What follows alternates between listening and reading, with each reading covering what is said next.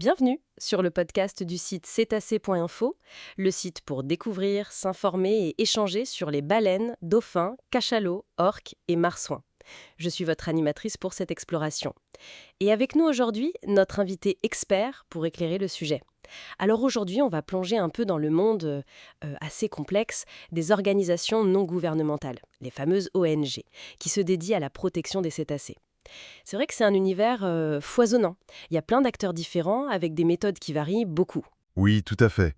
Ça va, disons, de l'action très directe en mer jusqu'à la recherche scientifique de longue haleine. Notre but, là, c'est de comprendre un peu mieux qui sont ces organisations, ces acteurs importants, et puis comment ils agissent sur le terrain.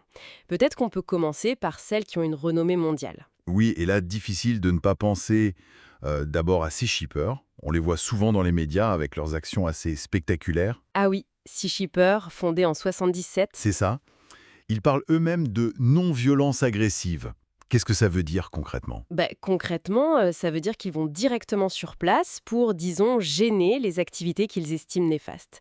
Ça peut être bloquer des baleiniers, filmer les captures. Ils sont très présents contre la chasse, notamment au Japon, en Islande ou même aux Féroé. D'accord. Et ils revendiquent d'ailleurs un chiffre assez impressionnant. Plus de 6000 baleines sauvées grâce à leurs actions. C'est très visible comme approche. Très visible, oui.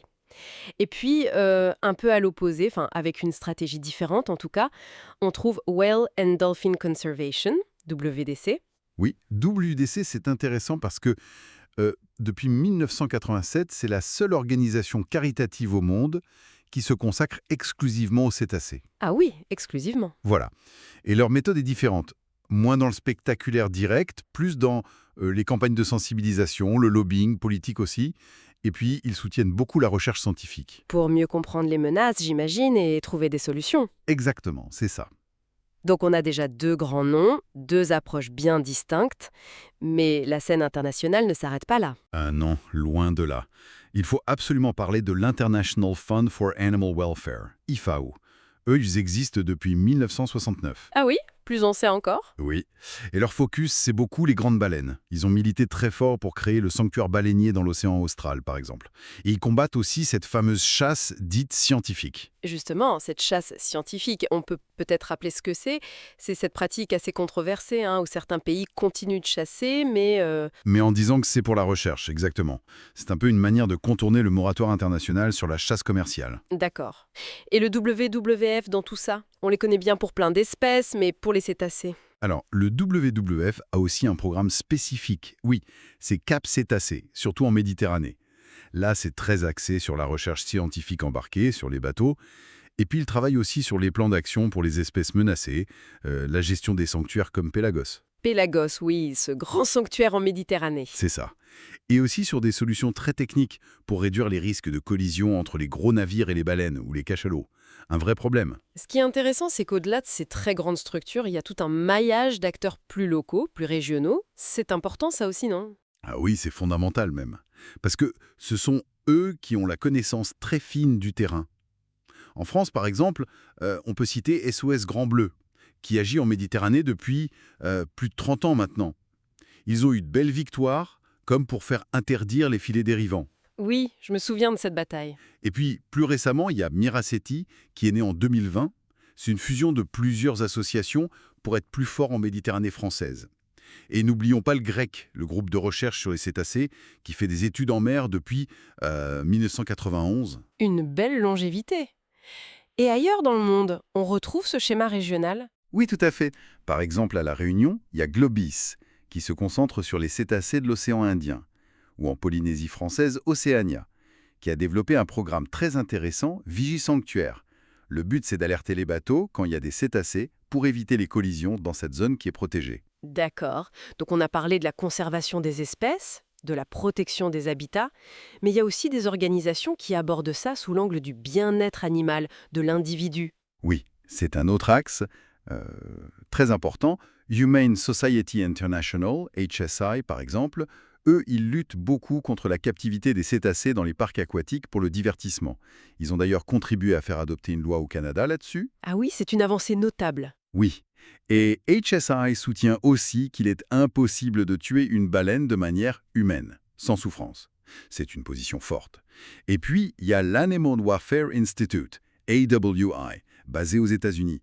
Eux aussi s'opposent depuis longtemps aux expériences sur les cétacés et défendent le maintien de l'interdiction de la chasse commerciale. Ce qui ressort de tout ça, c'est vraiment la grande diversité des approches.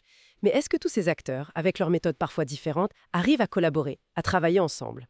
Oui, et heureusement, c'est même devenu indispensable. On l'a vu il n'y a pas longtemps avec une plainte déposée au niveau européen. Sur quoi portait-elle? Sur les captures accidentelles dans les filets de pêche, un énorme problème.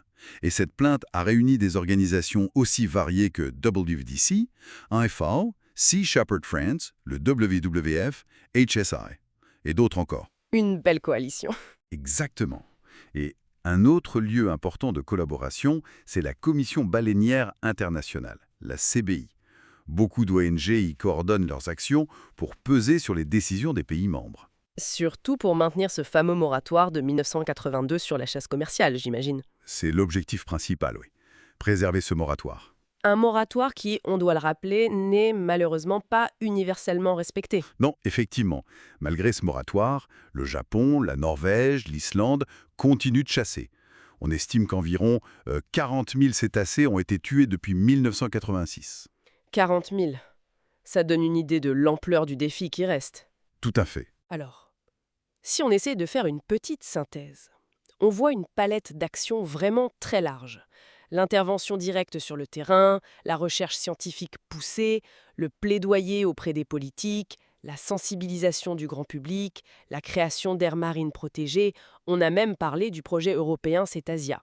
Cette diversité, finalement, c'est une force. C'est plus qu'une force, c'est une nécessité absolue. Parce que les menaces qui pèsent sur les baleines et les dauphins sont multiples. Il y a la chasse et les captures accidentelles, bien sûr, mais il ne faut pas oublier la pollution chimique, plastique, le bruit sous-marin qui les désoriente complètement, et puis, bien sûr, l'impact du changement climatique sur leur nourriture, sur leurs routes de migration. Oui, c'est vrai. Donc, aucune organisation seule, aucune méthode unique ne peut faire face à tout ça. C'est vraiment la complémentarité de toutes ces actions qui donne sa force au mouvement de protection. Pour résumer, on a donc une mobilisation assez impressionnante, très diverse à l'échelle mondiale, des acteurs internationaux, régionaux, d'autres plus centrés sur le bien-être animal, qui utilisent tout un éventail de stratégies. Et la collaboration entre eux semble être un facteur vraiment important pour obtenir des résultats, même si, on l'a vu, d'énormes défis demeurent, comme cette chasse qui perdure. C'est tout à fait ça. Et peut-être que la pensée qu'on pourrait retenir, c'est que cette mobilisation très large, très variée, elle nous rappelle que protéger les cétacés, eh bien, c'est une responsabilité qui nous incombe à tous, collectivement. Ça demande une attention, un soutien constant, parce que les menaces, elles évoluent sans cesse. Elles se complexifient aussi. Merci pour votre écoute et retrouvez plus d'actualités sur cetacé.info et n'hésitez pas à vous abonner pour être alerté des prochains épisodes de notre podcast.